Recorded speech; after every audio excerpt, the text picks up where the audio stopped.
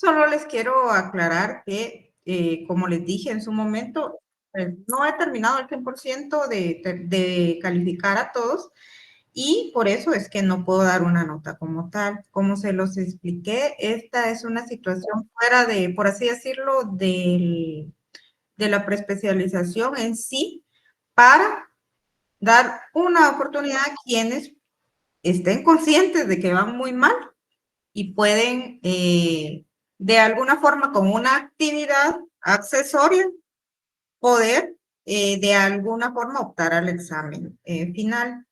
Yo se los dije, no es obligación, como les digo, creo que hubo algún comentario de alguna persona de que si se sentía como que se le estaban obligando a comprar algo. No es así, les digo yo, definitivamente no tengo ningún interés en eso, ni gano nada con eso. Simplemente es una, como les dije, una actividad aparte en la que pues yo les recomiendo a ustedes alguna bibliografía en la cual pues yo considero que está digerible y fácil de entendimiento para que ustedes puedan, en todo caso, tener más claro el tema del libro que se les dijo, pero no, como les digo, no es ninguna obligación ni es ningún, ¿cómo le diré? Se les está forzando. Yo no puedo, cada quien es consciente y sabe cómo va en el curso. Y si no, pues si hay mucho problema, pues cancelo la actividad, así de simple. Para mí, no me trae ningún beneficio. A mí, como licenciada, y que doy el curso. A algunos que entiendo que puedan ir mal, les puede traer algún beneficio, pero más allá no hay ninguna otra situación. Quien quiera aprender o demás, pues lo hace. Yo mi contenido de clase, como se los digo, se los he tratado de digerir en diapositivas de la mejor forma, de forma clara, para que ustedes entiendan y realmente aprendan, que ese es mi objetivo principal en la preespecialización, que ustedes aprendan, que ustedes tengan el conocimiento claro de los temas que estamos viendo, pero este temita que yo les platiqué en su momento es una cuestión fuera que para poder apoyarles en cierta forma, pero más allá no puedo yo, como les digo, no considero que tenga que volver una controversia y si es así, prefiero cancelar la actividad, les digo, ¿verdad? Y también les iba a decir, sí, Manuel, dígame.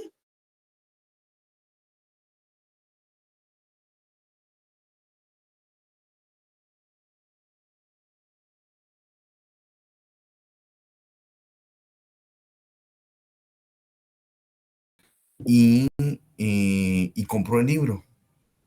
Por eso es que cuando ustedes compraron el libro, yo lo que voy a hacer en el examen final, sin afectar a nadie, porque no voy a decirles, les voy a examinar de ese libro, porque si no sería obligarlos a comprarlo, cosa que no es así, sino simplemente voy a poner una pregunta extra específicamente del libro y quien se quiera ayudar, pues se ayude, quien no, ¿verdad? Así de simple.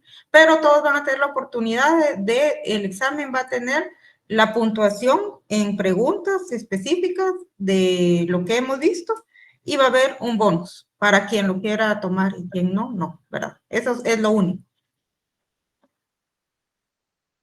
Bueno, porque entiendo que sí, yo también entiendo de que ustedes ahorita no tienen conocimiento al 100 de sus notas y también sería injusto que alguien que lleve una buena nota y saque una buena nota y tenga, y por así decirlo, adquiere el libro y está en la actividad, entonces, pues no tengan ningún beneficio. No es como les digo, yo no quiero obligarlos a nada y simplemente es una actividad aparte, ¿verdad? Dígame, Fernanda. Licenciada, buenas tardes. Con una consulta. Es que yo sí hablé con Flor para lo del remedial, porque al final, pues, ya sea que ha salido bien o mal, pues me puede beneficiar. Recuerdo que usted dijo que iba a ver si hacía el remedial ese día a la misma hora, el día martes. ¿Qué posibilidad hay de que usted lo pueda hacer en la noche? Yo lo tomo en cuenta por los que quizás salimos tarde del trabajo y también no me gustaría perderme la clase que usted o el repaso que usted vaya a dar el día martes. Entonces, ¿qué posibilidad hay de que el remedial usted o la actividad la pueda hacer en la noche? Hay posibilidad, yo lo haría con gusto, o sea, yo no tengo problema con eso. Y podemos establecer una hora, pero voy a pedirle a Flor que les pase una encuesta porque creo que algunos salen tarde de trabajar, ¿verdad?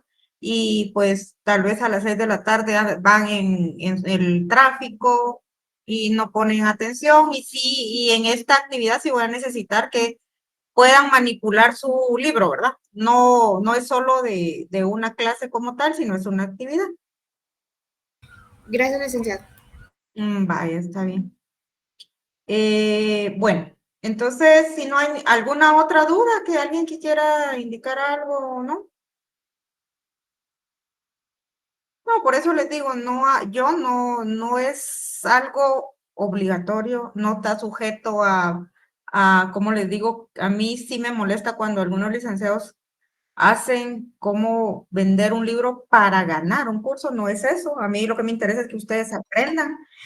Pero entiendo que hay personas que no pueden obtenerlo también, está bien, pero por eso es una cuestión que se deja en el aire. Quien pueda, puede hacerlo y quien no, no. Digamos, si alguien tiene alguna dificultad en pagarlo, por así decirlo, como me está diciendo Melissa, pues, como les digo, está bien, entiendo, podríamos anotarla en una lista, pero sí con el compromiso de que lo pueda pagar después, ¿verdad? Yo le podría apoyar, no hay ningún problema, o sea, a mí no me molesta, no quiero perjudicar a nadie ni sujetar a nadie a ninguna condición, por así decirlo, porque eso no es en la universidad nosotros venimos a aprender y creo que es lo que estamos haciendo en esta clase. Yo eso es lo que quiero que ustedes tengan claro. Yo no vengo aquí a imponerles nada, simplemente a enseñarles.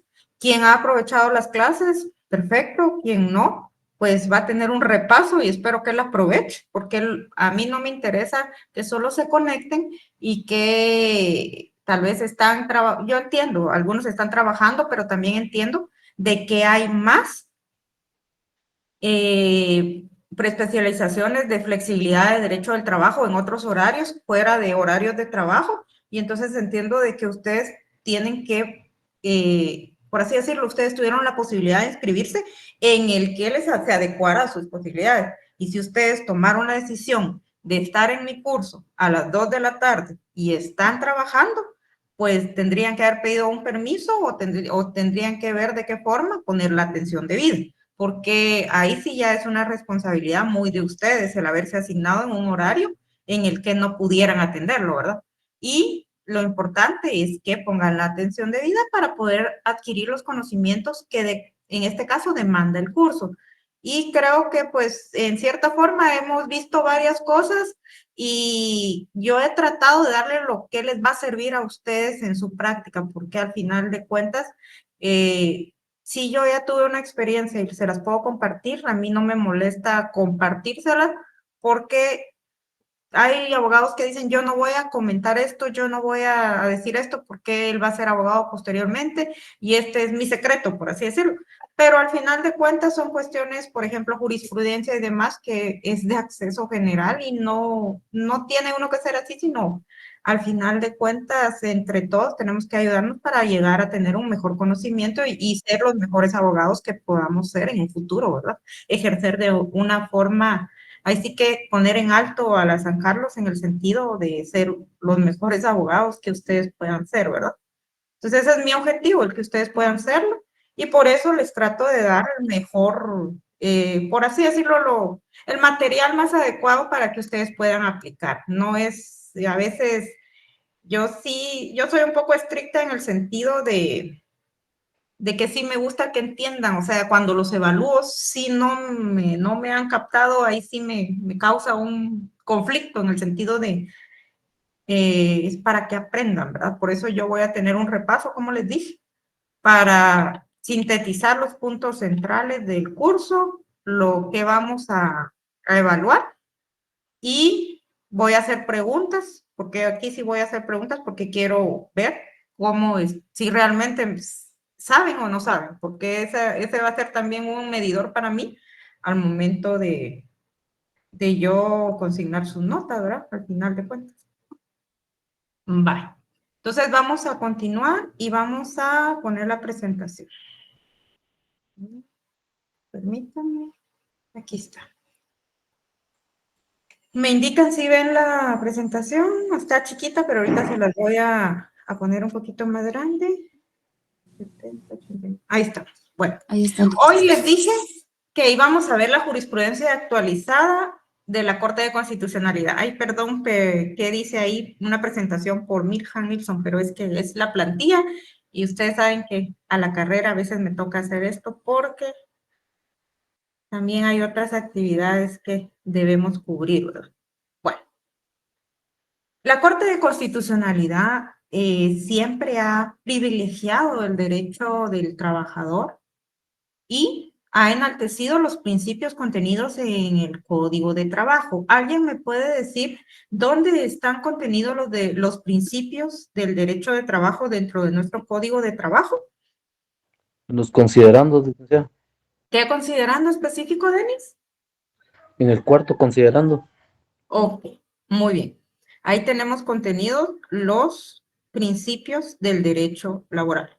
Ustedes se recuerdan en la clase de ayer que también mencionamos que para los efectos de interpretar el código y sus reglamentos y de las leyes de trabajo, se debe tomar en cuenta el interés de los trabajadores en armonía con la conveniencia social, pero también se deben privilegiar estos principios dentro de la aplicación de todas las normas del Código de Trabajo.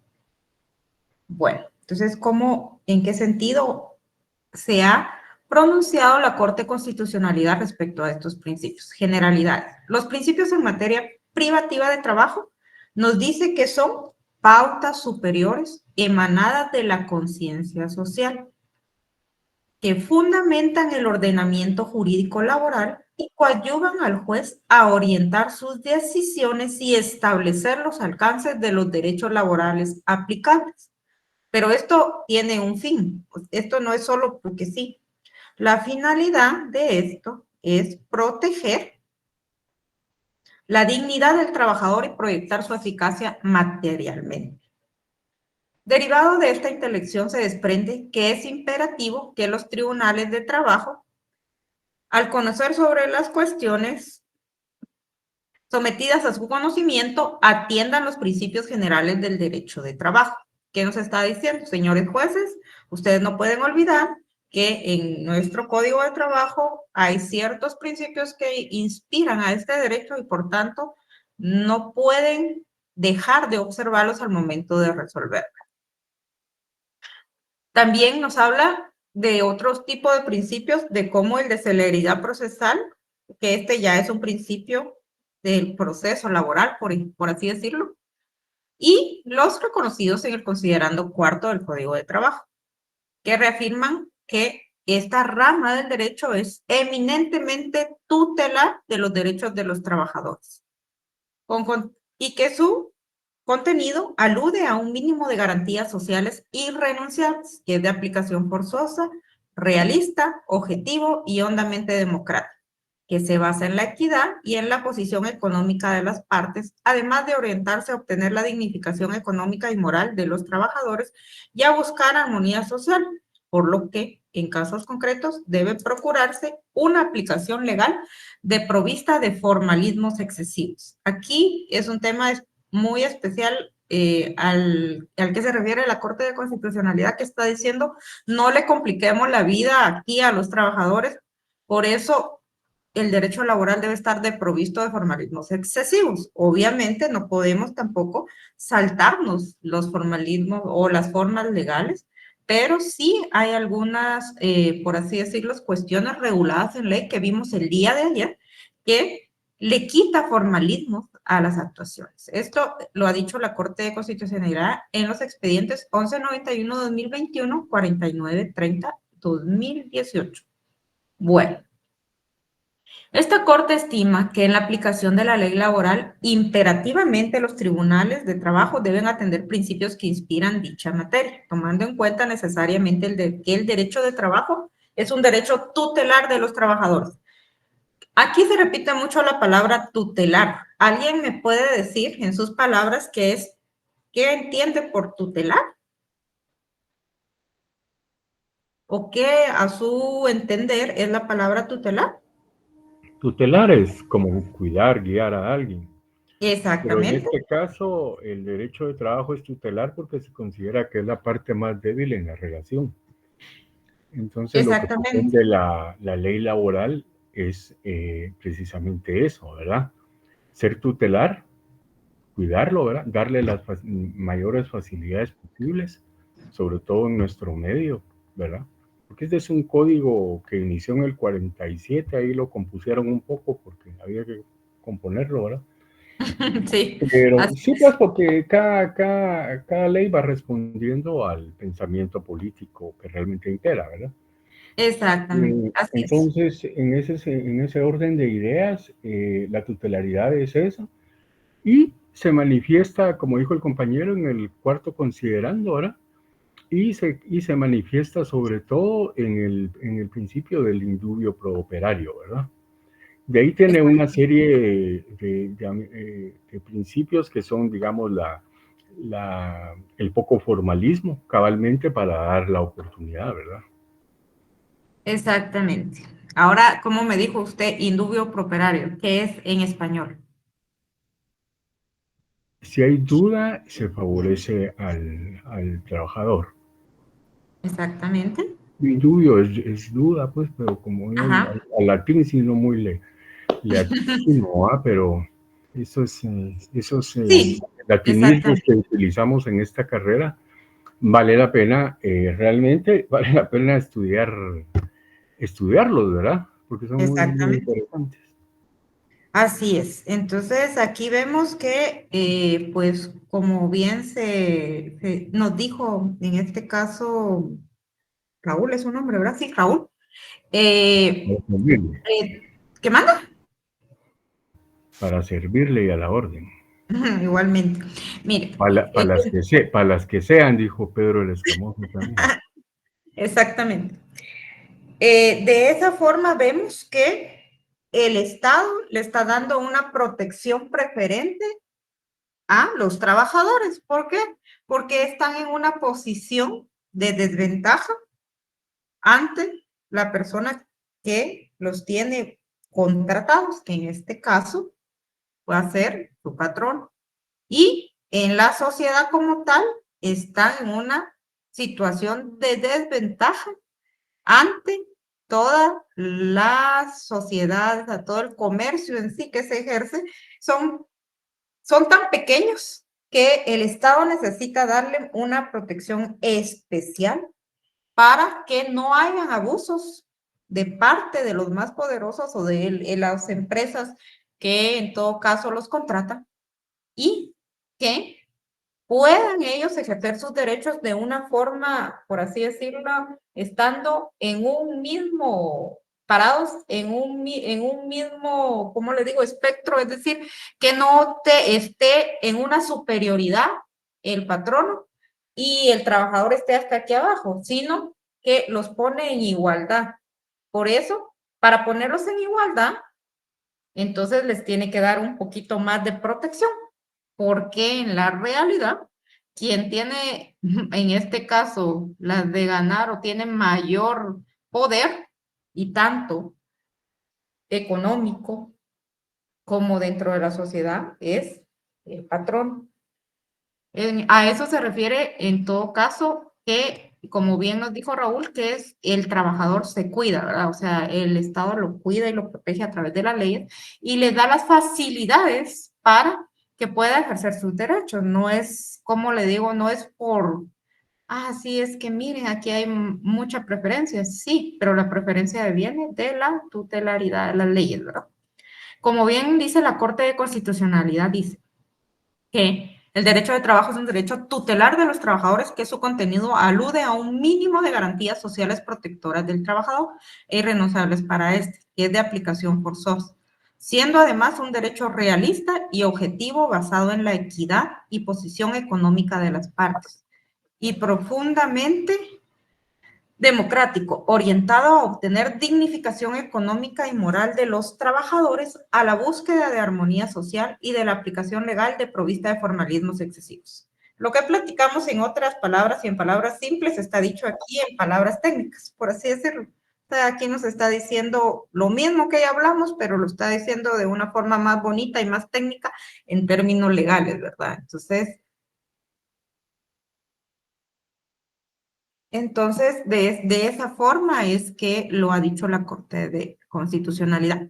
Pero también la Corte hace énfasis en que los tribunales de trabajo deben, en todo caso, emitir todas sus decisiones tomando en cuenta las normas privativas procesales y sustantivas del Código de Trabajo, que se basan en estos principios, así como en la celeridad del proceso laboral, y que la aplicación supletoria de otras normativas debe hacerse siempre observando que no contradigan los principios rectores de esta materia. ¿Qué es una aplicación supletoria? ¿Alguien me puede decir? Y me puede decir en tema y en materia laboral, ¿dónde se puede dar una aplicación supletoria?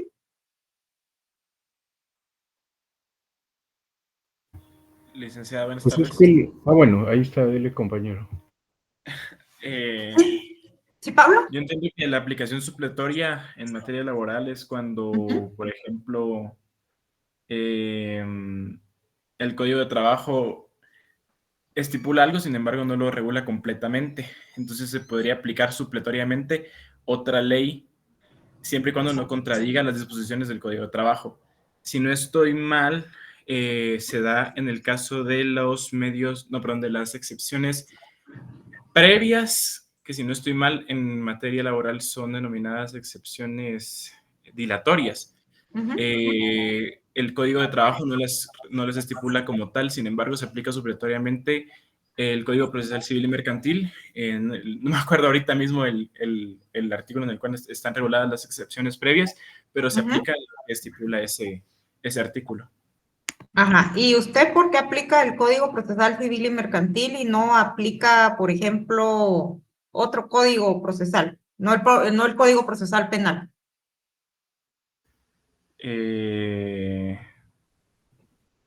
Ahí sí le quedó mal con la respuesta, fíjese. ¿Alguien que sepa la respuesta? Licenciada, porque dentro del mismo Código de Trabajo establece específicamente en un artículo cuáles son las leyes que se utilizan supletoriamente, dentro de las cuales está el Código Procesal Civil y Mercantil y la ley del organismo judicial, si no estoy mal también. Es el artículo 326 y establece, en cuanto no contraríe en el texto y los principios procesales que contiene este código, se aplicará supletoriamente las disposiciones del Código de Enjuiciamiento Civil y Mercantil y la ley constitutiva del organismo judicial. Obviamente, por el tiempo, o sea, por la fecha en que se emitió esta disposición, anteriormente se llamaba de esa forma al Código Procesal Civil y Mercantil, se le llamaba Código de Enjuiciamiento Civil y Mercantil, y a la ley orgánica del organismo judicial se le llamaba Ley Constitutiva del organismo judicial. Entonces, los dos que contestaron tienen razón, tanto Pablo como Andrea fue, ¿verdad? Sí, ok. Entonces, ambos tienen razón. ¿Por qué se aplica? Porque así lo manda el Código de Trabajo. Este artículo también dice, si hubiere omisión de procedimiento, los tribunales de trabajo están autorizados para aplicar normas de las referidas leyes por analogía, a fin de que puedan dictarse con prontitud la resolución que decida imparcialmente las pretensiones de las partes. ¿Sí, Raúl, dígame? Sí, solo, obviamente sí, ahí está, ¿verdad? En el mismo código y hay varias,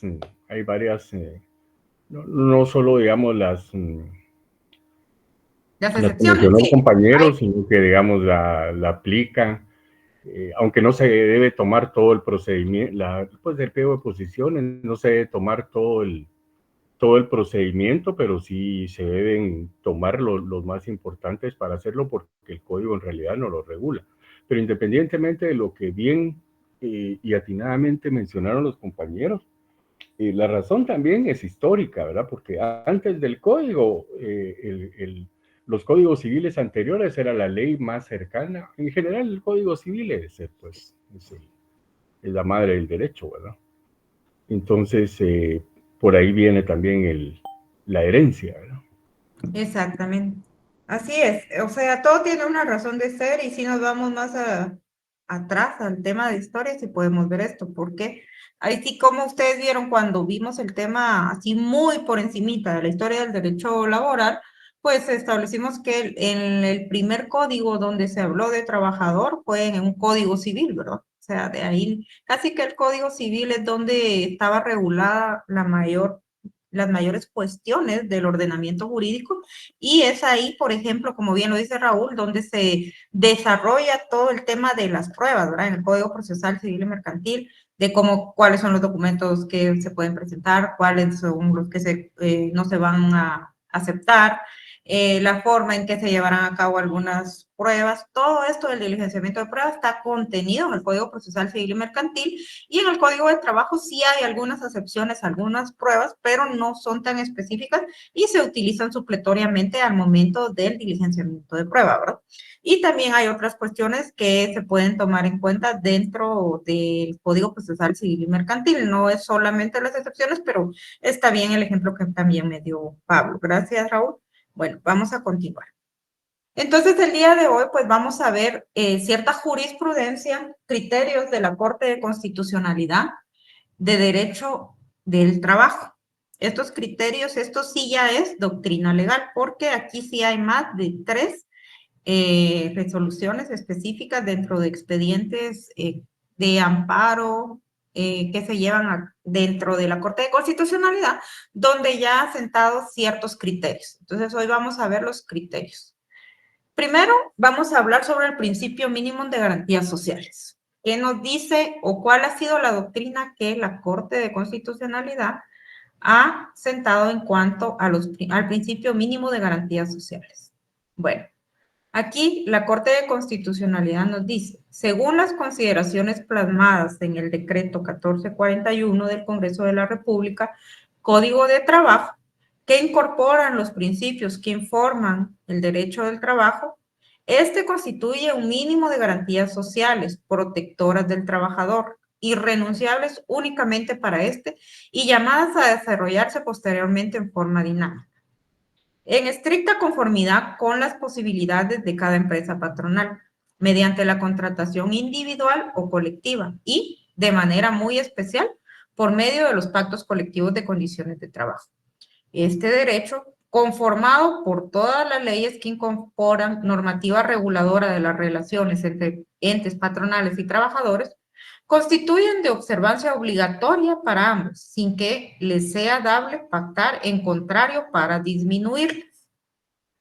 No prohíben, sino por el contrario, instan a que se mejoren las prestaciones en las leyes incluidas, pero sujetando tal situación a las posibilidades de cada empresa, de tal suerte que su aumento o extensión queda suspendida a la liberalidad del patrón. Por ello, se estima que respecto de tales mejoras o aumentos, no es dable exigir al patrono más de lo que su voluntad ha estimado pertinente según las especiales circunstancias.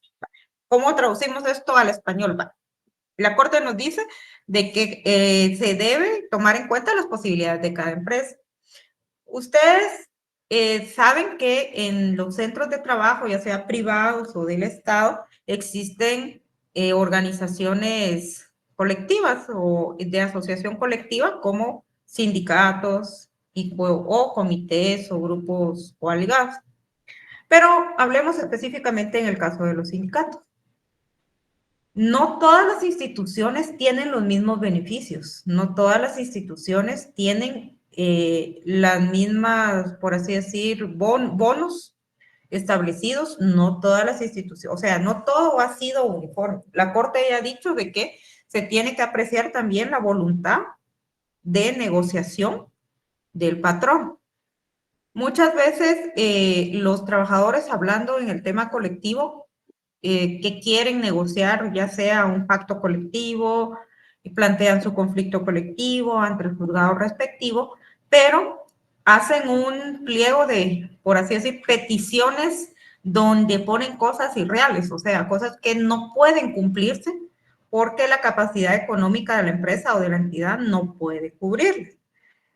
Los juzgados de trabajo ya dentro de los procesos de conciliación toman en cuenta informes financieros, digamos, cuando son entidades públicas o presupuestarios, donde se pueda establecer de que el presupuesto de la entidad ya no da, por así decirlo, no se puede cargar con esa, por así decirlo, prestación adicional a todos los trabajadores de la entidad, porque esto implicaría un aumento en el gasto de millones que no se tienen. Entonces, para eso, las entidades presentan informes o impactos financieros, porque la empresa o la entidad no puede venir y comprometerse a cumplir con algo que no puede. Entonces, ahí es donde vemos, por eso es que cada entidad, cada institución, y dependiendo también de por así decir, el poder de negociación o la facilidad de negociación que también tengan los sindicatos, pueden lograr mejores beneficios para algunos y para otros no. El caso del organismo judicial, no sé, ¿alguien trabaja en el organismo judicial? Que me levante la mano, por favor. La vez pasada alguien me dijo que sí, así que no me pueden engañar que no. ¿Quién trabaja en el organismo judicial?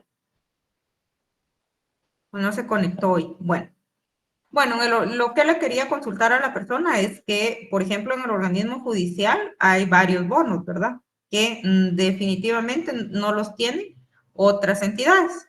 Por ejemplo, les digo, el caso del organismo judicial para Semana Santa tienen un bono del pescado, le llaman ellos eso, un bono específico, donde les pagan cierta cantidad para sus vacaciones de Semana Santa.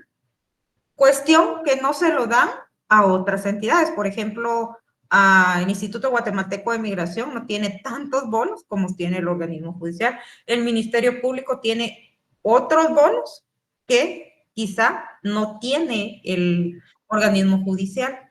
¿Sí, Raúl? Otro caso interesante y beneficioso, pues, que sí valdría la pena trabajar ahí, es en el Registro General de la Propiedad.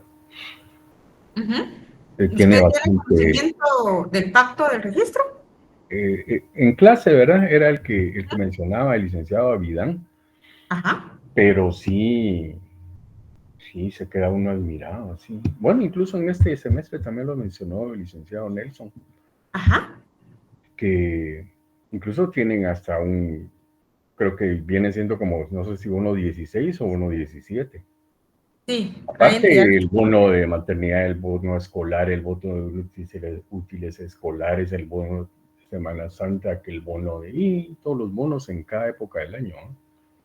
Exactamente. Y eso ha sido, por así decirlo, un logro de los sindicatos, pero siempre respaldado por, ahí sí que, una posibilidad de pagarlo. No ha sido solo porque, yo quiero esto, y el registro le ha dicho, sí, porque de nada le serviría y caerían en un incumplimiento y un montón de demandas el no tener el presupuesto suficiente para pagar y poner en un pacto un bono que nunca se va a hacer efectivo. Entonces, es importante y por eso la Corte de Constitucionalidad sí dice de que tenemos que, por así decirlo, ver también la posibilidad de cada empresa, ¿verdad? Y en las negociaciones que se hagan y todos, esto es una parte muy especial, ¿verdad? Porque no se puede, por así decirlo, obligar. Ahora seguimos con el principio de tutelaridad. En el derecho laboral es un derecho tutelar de los trabajadores. Ya vimos que tutelar es cuidar, dar las facilidades para que los trabajadores puedan ejercer sus derechos. Y que constituye un mínimo de garantías sociales protectoras del trabajador irrenunciables únicamente para este y llamadas a desarrollarse a través de la legislación ordinaria, la contratación individual colectiva, los pactos de trabajo y otras normas. En ese concepto, es factible concluir que ante la duda en casos relativos a esta materia deben beneficiarse siempre al trabajador. Es lo que nos decía Raúl, ¿verdad? In dubio pro reo. Entonces, ya la Corte de Constitucionalidad lo ha, por así decir, ha externado este criterio que tiene que ser de aplicación obligatoria por parte de los tribunales de justicia. ¿Alguien me podría decir? Alma Castro me dice que el Instituto Guatemalteco, no logré ver, permítame, vamos a ver qué me puso. El IGG. ¿Cuál es el IGG? Instituto Guatemalteco o el IX. Es que falta la S, creo. El X tiene muchos beneficios, diferido, bono 14, sí, es el X. Sí, tienen varios beneficios también. Bueno, estamos en el tema ahorita de que ya la Corte de Constitucionalidad ha externado este criterio y quisiera, si alguien se acuerda en su curso de constitucional, donde se establece que los jueces deben observar la doctrina legal de forma obligatoria. ¿Alguien sabe?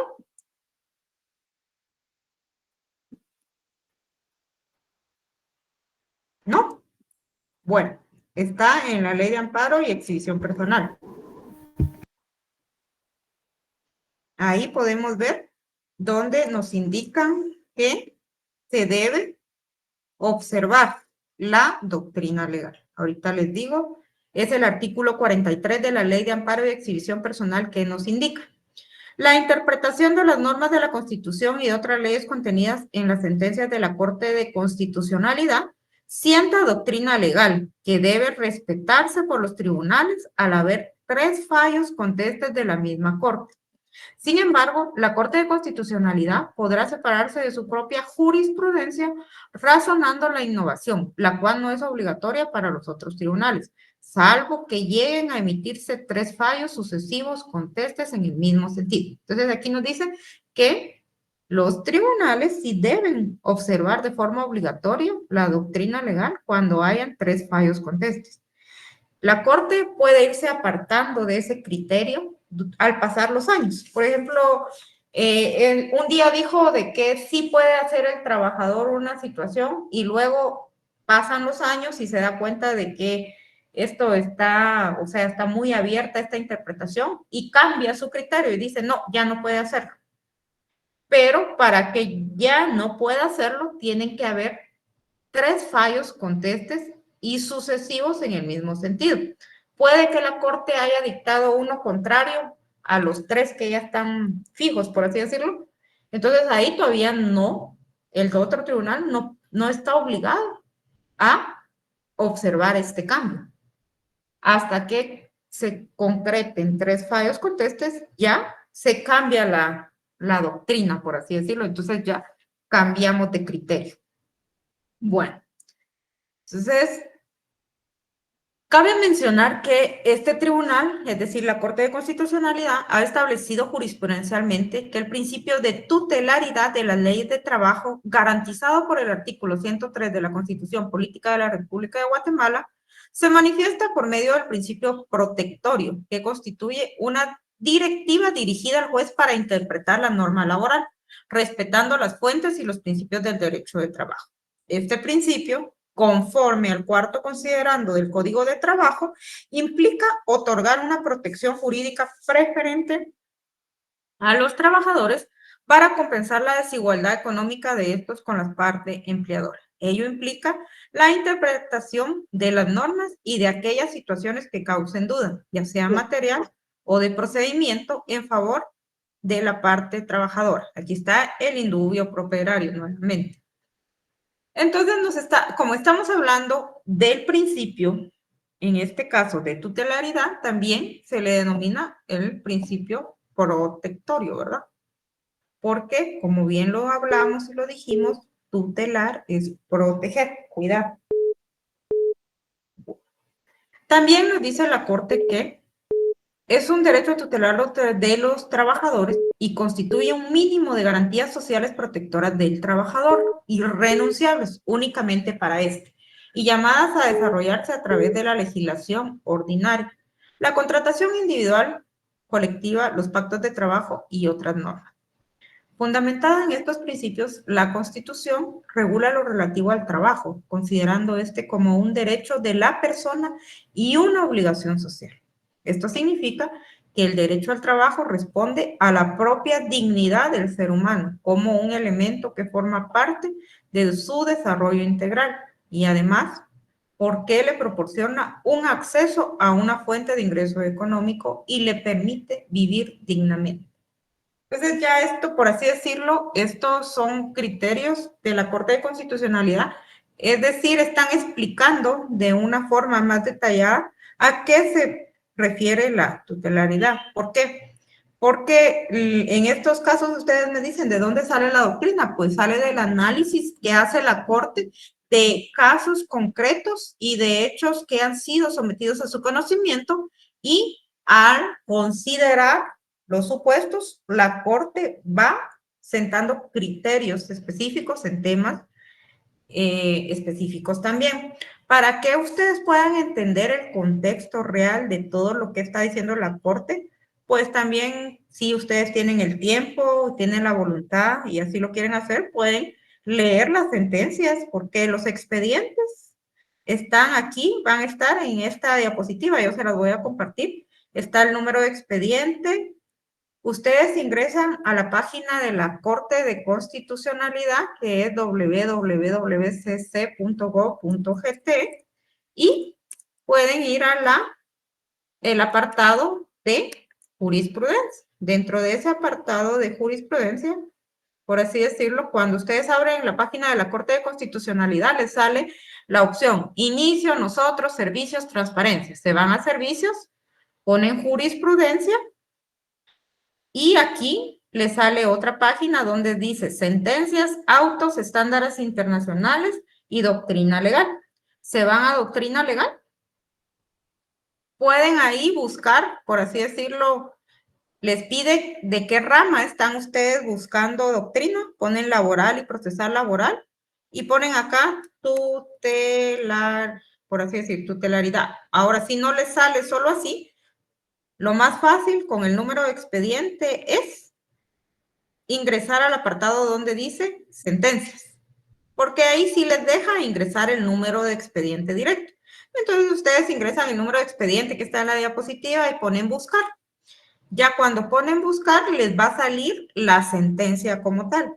Si ustedes quieren ir más allá y quieren entender un poquito más el tema de la jurisprudencia, pueden darle lectura a las sentencias y entender el por qué la Corte está diciendo las cosas, ¿verdad? Porque aquí ya van a tener el antecedente, por qué se planteó el amparo, cuáles son los argumentos para el planteamiento del amparo, cuál fue qué contestó la autoridad impugnada, y todas las situaciones que a ustedes les dan un mejor entendimiento de estos criterios jurisprudenciales, que es lo que cuando ustedes quieran pelear algún derecho de algún trabajador y demás, pueden hacer valer esta jurisprudencia, ¿verdad? Y tienen que observarla los tribunales de justicia. Bueno, también tenemos el principio de la realidad. Este principio de realidad va ligado a lo que vimos en un inicio con el tema de los 029, ¿verdad? Y ahorita van a entender por qué. El principio de realidad. En el derecho guatemalteco se encuentra el de realidad o primacía de la realidad, como se conoce en otros países, el cual se encuentra reconocido en el inciso D del cuarto considerando del Código de Trabajo. Este principio otorga prioridad a los hechos, es decir, a lo que efectivamente ha ocurrido en la realidad, sobre las formas o apariencias o lo que las partes han convenido. El contrato de trabajo es un contrato realidad que prescinde de las formas para hacer prevalecer lo que efectivamente sucede o sucedió. Por tanto, a diferencia de lo que ocurre en el derecho civil, que le da especial relevancia a lo pactado por las partes, a quienes se entiende libres para disponer de sus derechos, en el derecho de trabajo, en caso de discordancia entre lo que ocurre en la práctica y lo que surge de documentos suscritos por las partes o acuerdos celebrados entre ellos, es decir, lo que se pactó o documentó, se debe dar preferencia a los hechos. Este principio de realidad es importante cuando ustedes planteen alguna demanda por prestaciones, por así decirle, del tema de un contrato de 029. ¿Por qué? Porque se tiene que dar, ahí sí que mayor importancia a la realidad, o cómo ocurrieron las cosas, aunque la forma o la apariencia a través del cual lo contrataron fue un contrato de servicios profesionales, pero realmente usted estaba ejecutando un contrato o una relación laboral a tiempo indefinido. Entonces, este análisis está realizado sobre un tema referente a un 029. Entonces, si ustedes quisieran entender más allá o ir más a profundidad, Ahí están los expedientes que ustedes pudieran darle una lectura. Los expedientes no quiere decir que este expediente sea de la misma entidad. Son los mismos, por así decirlo, las mismas consideraciones que se hacen en casos distintos. Puede ser que este 479 de 2012 sea un caso en contra del Instituto Guatemalteco de Seguridad Social y el otro sea un caso en contra del registro de la propiedad y el otro sea un caso en contra de... Pero todos tienen un punto en común, que en este caso la realidad del contrato y de los elementos de la relación laboral van a prevalecer sobre las formas bajo las cuales se les contrató a los trabajadores. Bueno, ahora tenemos el principio en materia privativa de trabajo. ¿Qué nos dice la Corte de Constitucionalidad? Los principios en materia privativa de trabajo son pautas superiores emanadas de la conciencia social que fundamentan el ordenamiento jurídico laboral y coadyuvan al juez a orientar sus decisiones y a establecer los alcances de los derechos laborales aplicables, con la finalidad de proteger la dignidad del trabajador y proyectar su eficacia materialmente. Derivado de esta intelección, se desprende que es imperativo que los tribunales de trabajo, al conocer sobre las cuestiones sometidas a su conocimiento, atiendan los principios generales del derecho de trabajo, así como el de celeridad del proceso laboral, en especial aquellos reconocidos en el considerando cuarto del Código de Trabajo, el cual reafirma que la referida rama del derecho es tutelar de los derechos de los trabajadores, que su contenido alude a un mínimo de garantías sociales irrenunciables, que es de aplicación forzosa, realista, objetivo, hondamente democrático, que se basa en la equidad y en la posición económica de las partes, además de orientarse a obtener la dignificación económica y moral de los trabajadores y a buscar la armonía social, por lo que en casos concretos debe procurarse una aplicación legal desprovista de formalismos excesivos. Entonces, aquí la Corte de Constitucionalidad está diciendo de que se deben observar estos principios sí o sí, por así decirlo, cuando se emitan las sentencias y se deben evitar los formalismos o ponerle trabas a los trabajadores, por así decirlo, para el ejercicio de sus derechos. En este caso, les puedo citar, por así decirlo, que derivado de eso desprende que se permita. Algo les iba a decir yo respecto a esto. Contenido. Permítame, tenía la idea y se me fue. Deme un segundito, no quiero pasar esta. Va. Bueno, aquí nos habla de la celeridad del proceso laboral. Eso les iba a decir. El proceso laboral debe ser breve, debe ser rápido, en este caso debe hacerse lo más rápido posible. ¿Por qué? Yo no sé si alguno o alguien de ustedes ha planteado un proceso laboral en algún momento o ha reclamado prestaciones. ¿Que me pueda levantar la mano? No. Bueno, les comento porque... Sí, Melissa, dígame. Melissa. Sí, licenciada, yo sí llegué a ese punto de que yo trabajé en un laboratorio y no me querían pagar mis prestaciones. ¿Y cuánto tiempo se tardaron en pagarle? ¿Sí llegaron a un acuerdo o usted tuvo que esperar que dictaran sentencia? Yo cedí, fíjese que yo tuve que ceder porque, bueno, de cierta manera era mi primer trabajo y cedí porque a la jefa amenazó de que iba a hablar a las empresas por yo estar demandando de que en ningún lugar me dieran trabajo y cosas así, bien feo. Entonces, y al día de hoy, ¿qué piensa usted de eso? Qué mal. Que no debió haberles creído. No, la verdad es que no. Pero lo hicieron por asustarle. Sí, y sí lo hicieron, la verdad sí lo hicieron. Pero sí, a esta fecha les volvería a poner la demanda y hoy sí no voy a desistir.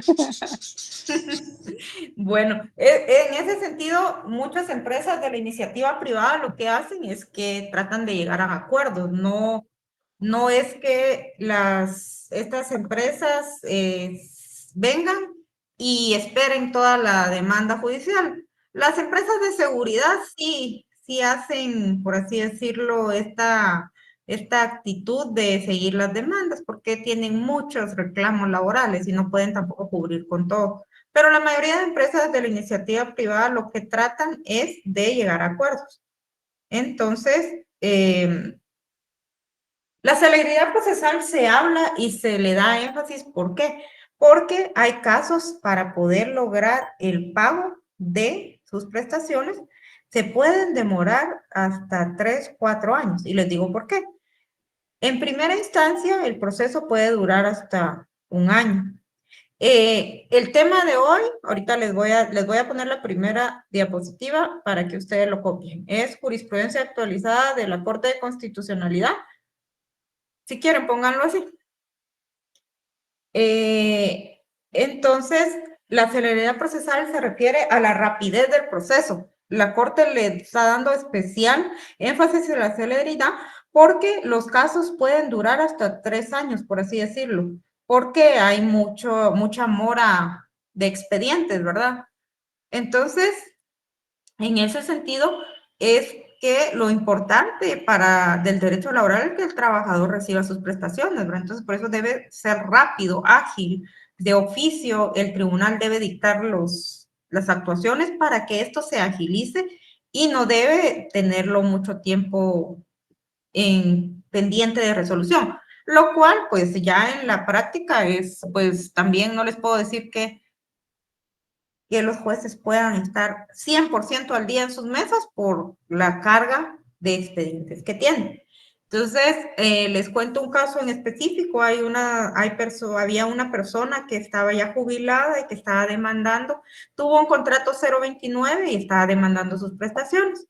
La persona tenía diabetes y demás, ya era grande y falleció antes de que le pagaran, por así decirlo. Entonces, obviamente, sí se puede hacer un incidente para declarar a los beneficiarios que van a, por así decir, poder cobrar las prestaciones ya declaradas, pero al final de cuentas lo que el derecho de trabajo quiere es que pues el trabajador realmente sea dignificado a través de su salario y que pueda tener, por así decirlo, su retribución en vida, ¿verdad? Sí, dígame, Manuel. Licenciada, buenas tardes de nuevo. Una consulta. Usted está hablando en el sentido de que alguien que haya sido reinstalada, pero que le tienen que pagar los salarios caídos y fallece. También puede ser, pero fíjese que en el caso que yo estaba hablando eran prestaciones, eran solo, él trabajó 029 y estaba pidiendo su liquidación, su bono 14, todas las prestaciones que no percibió mientras él trabajó, porque usted sabe que cuando uno se jubila, por así decir, si usted sigue recibiendo su jubilación, no puede optar, ya no puede trabajar, por así decir, en otro renglón. En el 029 puede hacerlo, pero ahí solo cuando termina su relación laboral, lo único que puede reclamar va a ser su indemnización y demás prestaciones que no le fueron pagadas. Ahora también hay casos en que se da la reinstalación, se ordena la reinstalación y el trabajador fallece antes de que se dé la reinstalación o fallece ya reinstalado y no le han pagado todavía sus salarios dejados de percibir. O sea, se puede dar los dos casos. Y ahí, digamos, sería la familia quien se la dan. Digamos. Tendrían que plantear un incidente específico para que el juez los declare, por así decir, beneficiarios de esos derechos ya declarados. Ajá. Sí, Pablo, dígame. Bien, licenciada. Si no estoy mal, ese incidente sería el incidente post-mortem, ¿cierto? Exactamente, así es. Ese es el incidente que se plantea. Denme un segundito.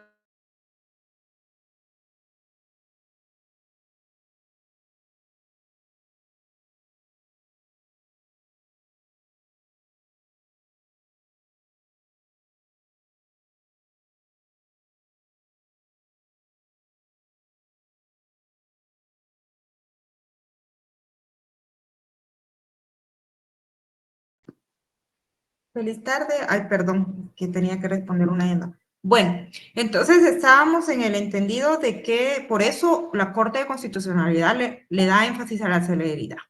El principio protectorio, que es el mismo que el principio tutelar, consiste en distintas técnicas dirigidas a equilibrar las diferencias preexistentes entre trabajador y empleador, evitando que quienes se desempeñan bajo la dependencia jurídica de otros sean víctimas de abusos que ofendan su dignidad en virtud del poder diferente de negociación y el desequilibrio jurídico y económico existente entre ellos. El principio se manifiesta entre reglas. La regla indubio pro operario, regla de la norma más favorable y la regla de la condición más beneficiosa.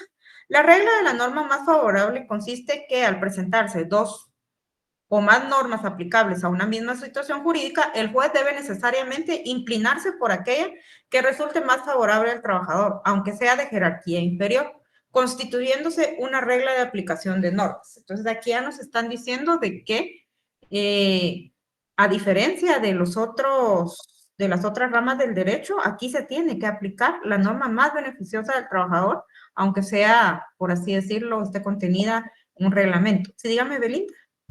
Licenciada, buenas tardes. Antes de que termine con la clase, me quedó mucho, bueno, me quedó ese, ¿cómo decirle? Me quedó como esa duda o esa inquietud de acuerdo a su experiencia con el caso que mencionaba la compañera, que había trabajado y que había sido su primer trabajo. De acuerdo a su experiencia, usted como abogada litigante, ¿usted cree que es conveniente de que una persona que ha trabajado, que trabaja como, o sea, que es su primer trabajo, cree que sea conveniente de que ella demande al patrono o no es conveniente? Mire, lo que sucede es que la verdad le digo, muchas personas al ser primerizas en sus trabajos, lo que les infunden es miedo. Y así como le digo, toda persona cuando trabaja en el Estado, yo no sé si algunos de ustedes les han dicho, mire, si usted demanda, no lo van a contratar en otro lugar en el Estado. Y eso es mentira, o sea, se los digo, no es, yo no le puedo decir es conveniente o no es conveniente, porque yo como abogada le diría demanda, porque es su derecho. Usted tiene el derecho, son sus derechos y le están violentando sus derechos al no pagarle alguna de las prestaciones que la ley le reconoce. Pero también entiendo de que hay personas que prefieren llegar, por así decirlo, a un acuerdo sin llegar a la demanda, que también es válido. Usted sabe que dentro de las formas alternativas de solución de conflictos tenemos varias formas alternativas como la conciliación, la mediación, en lo que ahora, pues, dentro de los juzgados laborales existe un centro de mediación, donde es específicamente para llegar a algún acuerdo y no llegar al juicio como tal. Pero lo que sí yo le aconsejaría sería tampoco pierda sus derechos por un miedo a no reclamarlos, ¿verdad? Puede ser que usted lo quiera hacer a través de una vía más, por así decir, una forma alternativa de solución de conflictos y lo puede hacer válidamente. O si definitivamente usted considera de que no, por así decirlo, la actitud del patrón no haya sido como muy tajante, no, usted no tiene derecho a esto y lo otro, pues demande, ¿verdad? Porque le voy a ser sincera, tuve un caso una vez de una doctora que ella no quería demandar, pero la persona que le estaba gestionando le dijo, mire, necesito que me presente su renuncia. Y ella así como ¿por qué, verdad? O sea, ella trabajaba a través de un outsourcing y la iban a pasar con otro cliente. O sea, el outsourcing brinda servicios a distintas empresas, la iban a cambiar de empresa, pero para cambiarla de empresa tenían que liquidarla. Pero la persona que administraba el personal le dijo, presénteme su carta de renuncia, pero ahí ya está violentando derechos laborales. ¿Por qué? Porque si ella renuncia, pierde su indemnización.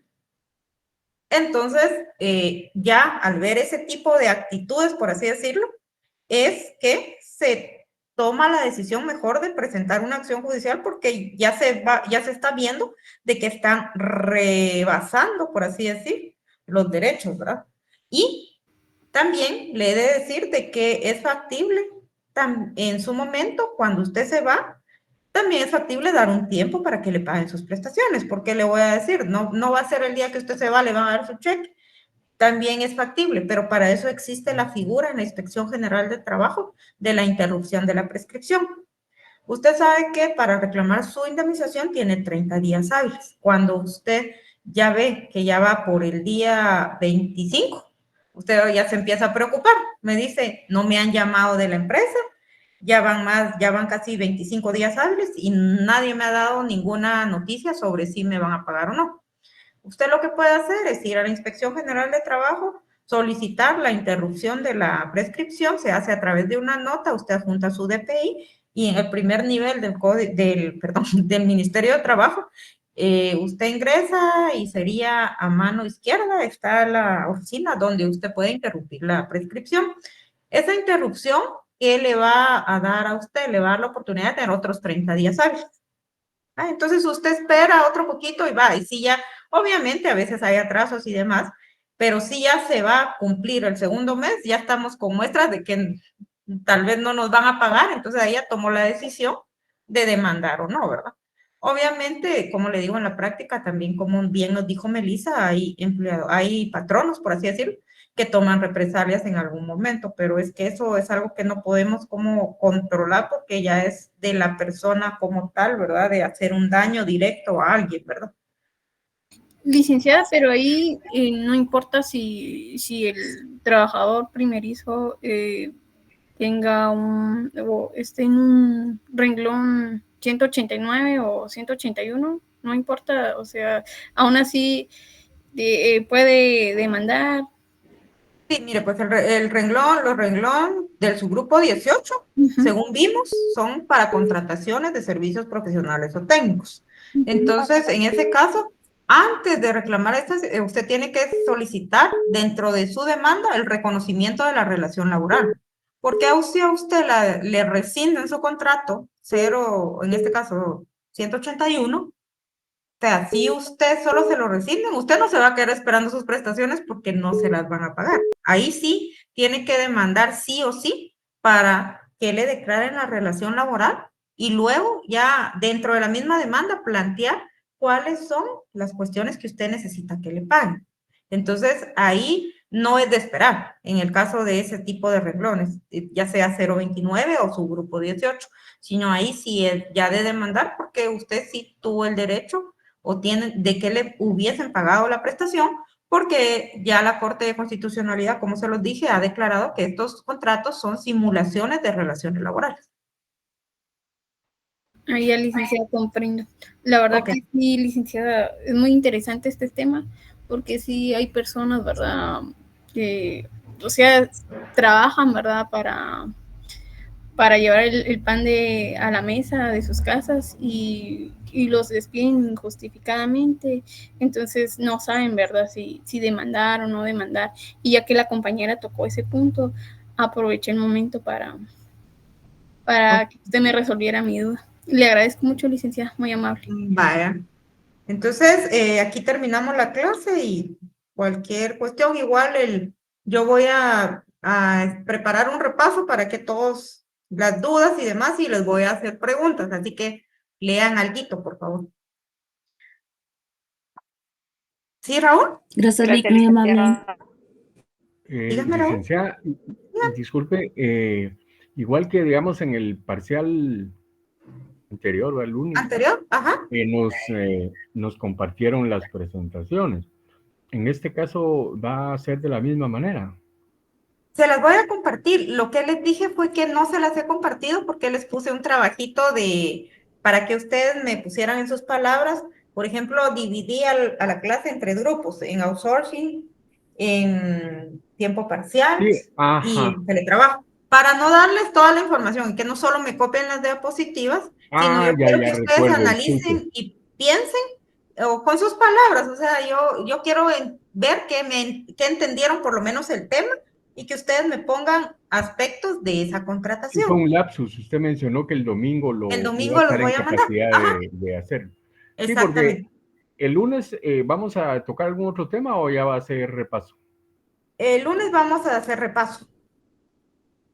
Vamos a tener repasos. Mire, el lunes yo ya casi que concluí con el tema, solo me faltan unas pequeñas cuestiones sobre jurisprudencia específica, pero ya de medios de impugnación. Entonces, mañana voy a terminar, por así decirlo, con el contenido y vamos a tener lunes. Yo voy a estarles preguntando y demás porque lo que a mí me interesa es que ustedes hayan aprendido ahorita en la presentación. Mañana es sábado. Licenciada, mañana es sábado. Ay, perdón, el lunes entonces. Sí, el lunes, por eso le preguntaba. Ay, perdón. Sí, yo estoy un poquito desubicada, entonces. Pero No, hoy es viernes, el cuerpo ya le debería haber avisado, licenciada. y mire, pero no me avisan. Vale. Bye. Está bien, Qué buen entonces.